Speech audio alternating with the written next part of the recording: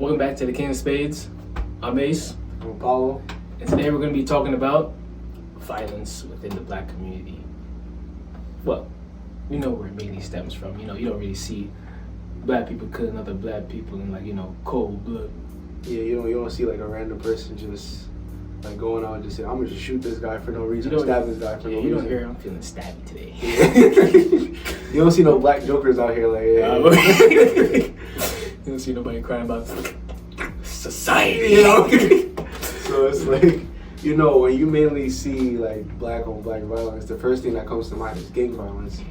And in the black community, it's a huge deal. Like I would say gang violence is almost, I wouldn't say not as, you know, as brutal, but it's almost around there as the issue of police brutality. Like it's an ongoing issue. It's honestly why, you know, one of the reasons, not saying it is the reason, but it's one of the reasons why, you know, African Americans can't prosper in America right now, because, you know, when they see us, they automatically think, oh, look, it's a gang member, especially the way how you dress. Like, you could, like, the way I'm dressed right now, if it wasn't for this shirt, I would say, like, people would be like, oh, that guy right there, like, he's probably like a hoodlum, or like, he doesn't know what he's doing. He probably, like, he's gonna cause trouble. So it's like, you know, we can't even dress a certain way because that's the first thing that people think of us.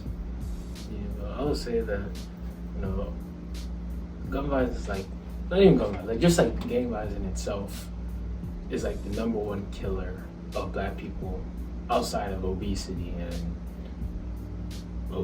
Nah. Right? I'm sorry, I didn't laugh at that.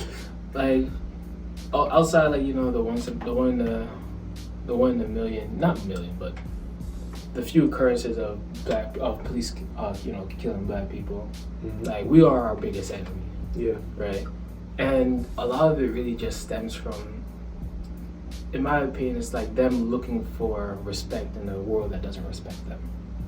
Right? I feel like they're trying to have their own power. Like, I guess because you know, in honesty, like a lot of gang members, they looked up to like mobs back in the day. And when you saw the Italian mobsters, they was like, oh, you know, we're gonna try to be like them. Like, you see how they had like their family, but like I feel like they did it in the wrong way. Yeah, I mean, I believe that again, like, this is due to like some research, but like I could be like, you know, completely wrong. But based on this that I did, they said that gangs really came from the Black Panther Party. Oh yeah. Like when you know, they were we were walking around with guns, you know, associating ourselves with, like, you know, one group, and then when they started to, you know, when the CIA or whoever else it may be, you know, was fucking us up, mm-hmm. right? We already recruited a bunch of young teenagers or young men, right? That like had that blood, not necessarily bloodthirst, but like they were ready to fight for something. Yeah. And then once those leaders were being killed off or sent to jail, they had no one to like organize them and nowhere to, like, you know, how do I say, direct that energy, that inspiration that they had to, like, you know, fight for something and fight against something. And then it just became all right, we're not organizing ourselves to fight white people, or at least fight the police or fight the system. We'll have to fight each other, right? Especially, and you know, the government definitely orchestrated that one, you know, made sure that they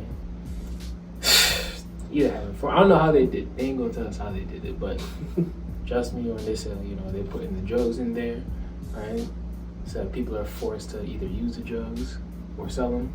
Mm-hmm. And then now, you know, with people walking around with guns and with the mentality of we're ready to fight. And it's like they have to be like, you know, in the gang world, they have to be on top. Like, yeah. There's nobody, it's always a competition, which honestly, that's human nature. Human nature is always competitive. There's everybody, you know, you're trying to be better than the next person. It's, but at the same time, it's like you shouldn't have to kill, or you shouldn't have to, you know, beat the living sense out of somebody just to prove that, you know, that you have your own power. Like, you shouldn't. Yeah, like you shouldn't have to do that. Like, it shows like intelligence. Yeah. Like, there's so many ways that you can establish yourself as someone who's, like, you know, of a higher standard, mm-hmm. without physically putting someone down or attacking someone, right? I guarantee you, if I was face to face with a gang member if he beat me up, okay, but if I outsmarted you into doing something, you the one that looks stupid, right? I might have a black eye, but you the one that you look like an idiot. If you like, you know, some of the like again, like I know these are movies or shows, but most of the movies or shows that I watch, they're sometimes based off of true stories. So it's like they have there's people that have like outsmarted game members. Like they went into a territory and they're talking to them and then they beat the mess out of them. And they didn't know that, there's somebody like, lurking behind them. That's articulate. Yeah, so now you just... Prime example, Snowfall and Godfather of Harlem, which I'm definitely watching right now. Yo, that is how you operate yourself, right? And aside from like the killing, right, for like respect, but like you can handle people that, disrespect you or oppose you in ways that doesn't take a life. Because... again, once you take a life, that's something you can never forget. You can never forget the first person you kill like that. It's not gonna happen. That's why people that go to the military and stuff, when they come back and after killing so many people, some of them are not right in the head. So not the same. Yeah. But we chose this topic specifically because we wanted to shout out one of our Eagle brothers. We'll make a separate short for you guys to see, but. One of our Eagle brothers was shot. He was in the military and he went to California, I believe. Navy. Okay, he was in the Navy. He went to Cali, right? Mm-hmm. And he got into like some altercation at a club or a bar, and he was killed, right? It was four men. They didn't say what race, but let's be so honest. Yeah. But it's California, so it was four. Sadly, African American men that killed and shot at our Eagle brother. So it was very unfortunate that we lost him. And this is another reason why we say like black on it shouldn't. Why are we killing our own people? Like it doesn't make any sense. Why? And then we wonder why we don't move forward or we can't or we're not looked at as equals, because it's like. You keep putting us down. You keep showing them that if we can't work together, how are we going to work with other races? So it's like... But it's like, for every Jake one killed, right, or Demetrius, right? Mm-hmm. That's a chance of missing out on the next person that could bring black people to the next level, right? We're lowering our chances of success when we kill more and more people that have the potential or have the untapped potential to, give something back to the community. So yeah, I feel like now it's more of a, especially with our generation, it's more of a, they get into a gang because I guess I wouldn't say to feel safe. It's more of a, sometimes it's a money thing. Like they're trying to get money, and because they need the help. They don't know how to do it, or they don't want to work an actual job, so they think that it's too slow, getting money too slow. They're trying to find another way to do it, and that's how we get scammers and Chase guys. Yeah, Chase got you. I'm sorry. Y'all cooked. Whoever did that Chase glitch, Chase money glitch. Yeah, because Chase had a money glitch. Y'all cooked. I'm not gonna lie. They took y'all money. I saw a guy that was $30,000 in debt. Like that. It's crazy. That's what it is. I saw an email that said something it was Chase security breach or something like that. Yeah, it said this because it was saying there's people, and then JP Morgan the company was like, oh nah, y'all taking our money. Yeah, that's not happening. So I'm not going. A lot of people is either going to be working forever or in jail. So yeah. My dad always said, don't be penny wise and pound foolish, right? Meaning, fast money it's not gonna get you the big money at the end of the day. It's only gonna help you for it's temporary right now. Yeah.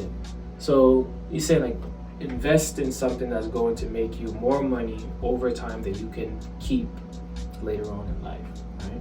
Or that you can make a life with, right? Because clearly that's not the case. If a lot of these gang members, right? If it was truly the way of making money, why are they still living in the streets? If they making all this money, why haven't they got a mortgage for a house in a nice place, right?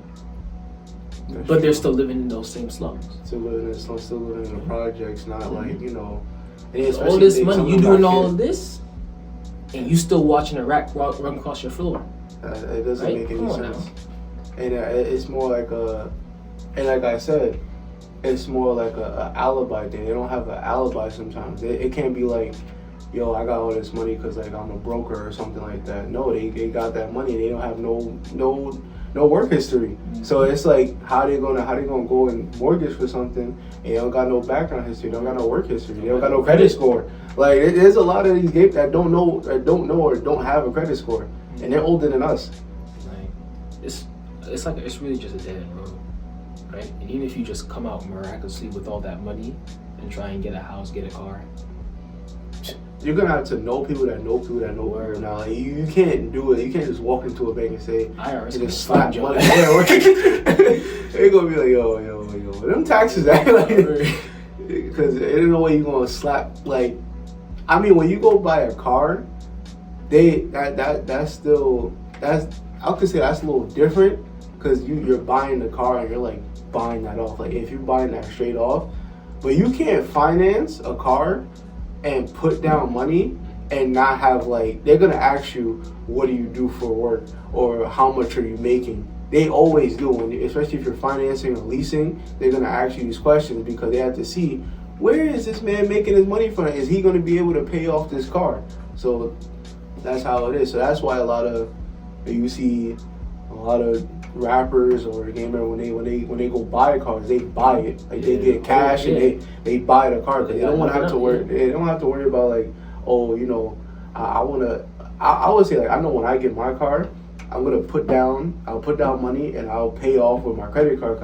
I would want to, you know, increase my credit score, build credit. They don't think like that.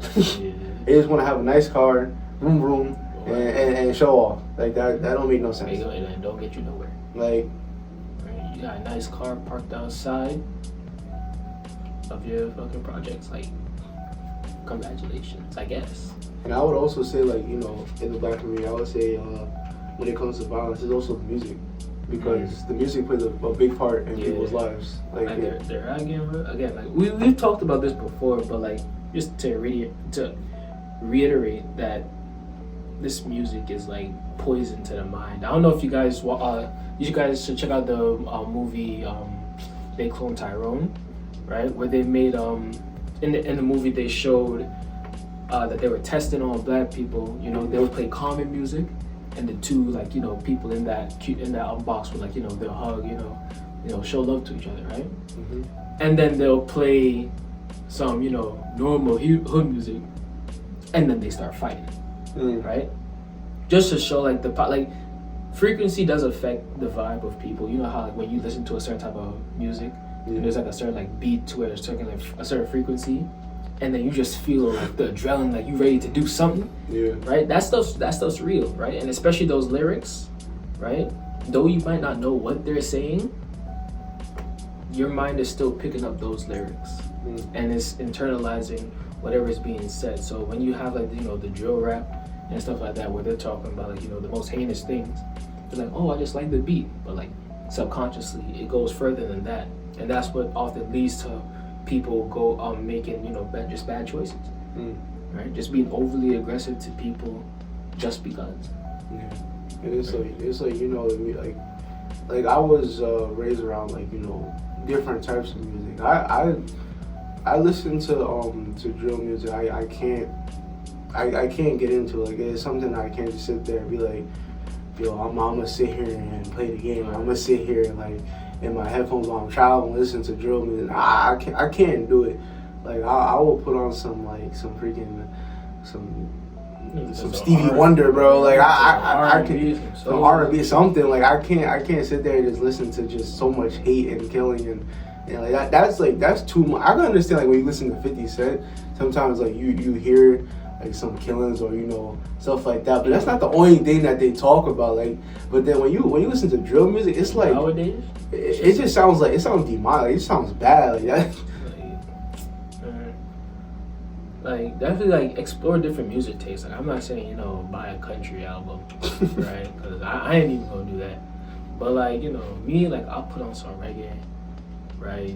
Put on some soul music, right? Some R&B, because it definitely changed how you operate, and it has like a better message to it, right? And again, to reiterate, the message does internalize, right? So, you know,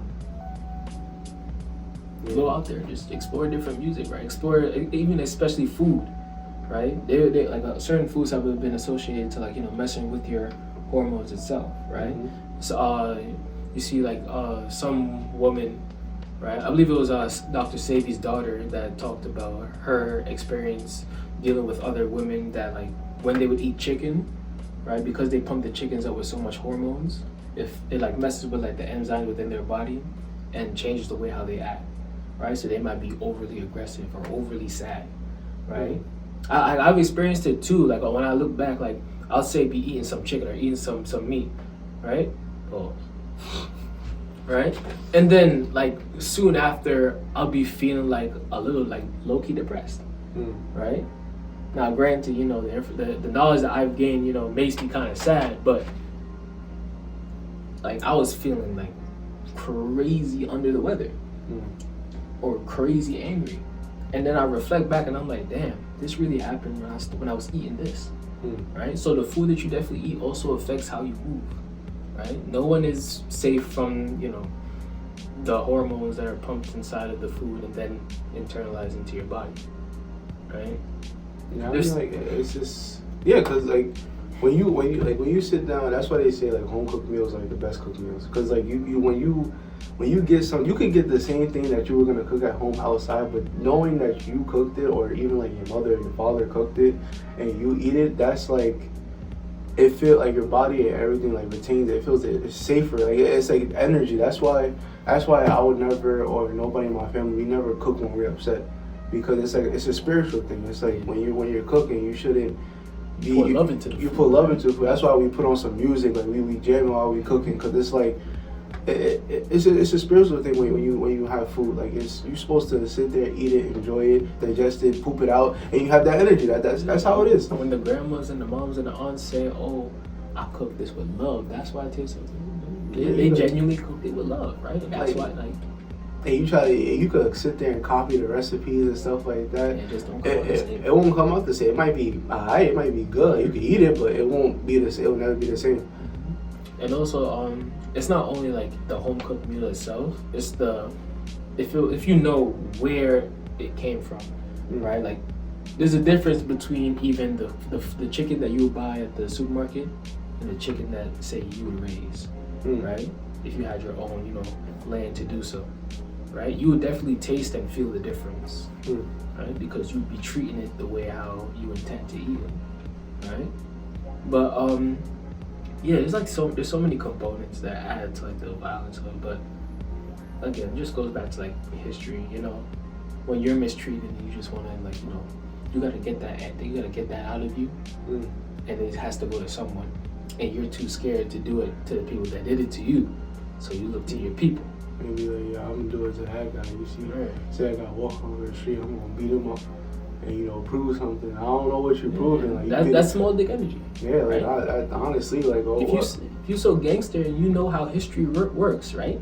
You knew that you were enslaved, and you're gonna take that anger out on your brothers that went through the same history, and you're not gonna bring it back to the sender. That's again, like if you really want to talk about people like pussy, that's you being pussy, right? It doesn't really make sense. If I wish honestly I could, like, if honestly, if I'm not the type to, you know, rat anybody out, but I wish I could sit down and like talk to a legitimate. I'm not talking about these new wannabe gaming. I'm talking about an actual OG. If I could sit down and talk to an OG and be like, why did you do, like, not saying like what you do is bad, I'm saying like, why did you choose this? Like, what? I want to sit down and have a more genuine answer. Yeah, like if I could sit down and understand, then I'd be like, okay, now that I know both parts, it kind of makes sense. But it's just like, you know, and overall, can we do something to just, you know, stop the violence? I feel like gang members is like, it's a brotherhood, but it's just a brotherhood that has a wrong mentality. Yeah, it's chaos now. Like it's like you have that closeness. Like it's basically like when you get into a game that makes you be like, yo, that's my brother right there. Like I will kill for him. But don't kill for no reason.